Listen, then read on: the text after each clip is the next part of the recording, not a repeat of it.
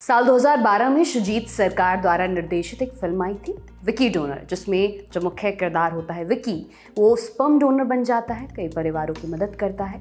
उसमें अनु कपूर का किरदार आयुष्मान खुराना के किरदार यानी कि विकी से एक बात कहता है, ये जेड़ा पूरा वर्ल्ड है ना स्पर्म है। चलिए कुछ देर के लिए मान लेते हैं दुनिया स्पर्म है, तो स्पर्म डोनर क्या होगा? जवाब है चंगेज खान।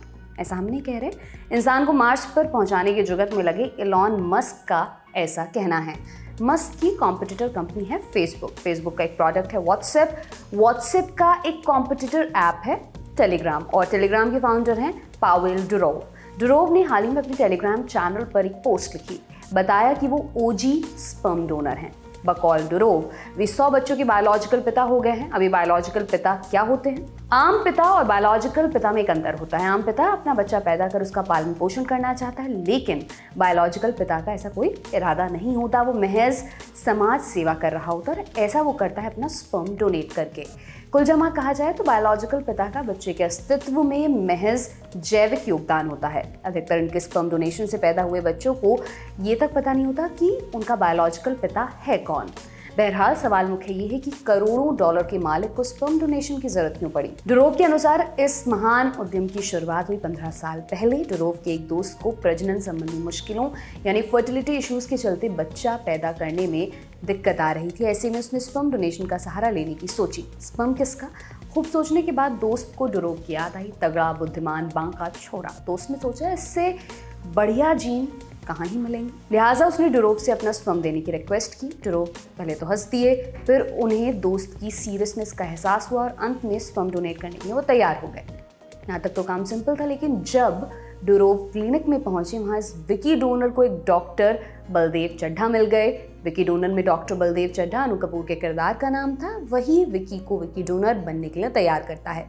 बहरहाल डुरोव के साथ भी कुछ विकी जैसा ही हुआ। क्लिनिक के मालिक ने उनसे कहा, अच्छी क्वालिटी के स्पर्म मटेरियल की कमी है, इसलिए नागरिक होने के तौर पर उनकी यह जिम्मेदारी बनती है कि वो स्पर्म डोनेट करते रहें। यहाँ से पावेल के स्पर्म डोनेशन का सफर शुरू होता है और 15 साल बाद वो 12 अलग अलग देशों में लगभग 100 बच्चों के पिता हो जाते हैं।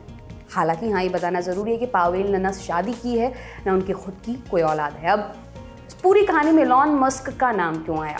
दरअसल पावेल ने जब ये पोस्ट सोशल मीडिया पर शेयर की तो कई लोगों ने इस पर बड़े ही अद्भुत कमेंट्स किए। पावेल को विकी डोनर की उपाधि दे दी गई। कमेंट करने वाले तमाम लोगों में एक एक्स के सीईओ एलॉन मस्क भी थे। मस्क हालांकि ज़्यादा इम्प्रेस नजर नहीं आए। मस्क ने लिखा, अगर चंगेज़ खान ही देखते तो बहुत हंसते और कहते पावेल कच्चे खिलाड़ी हैं।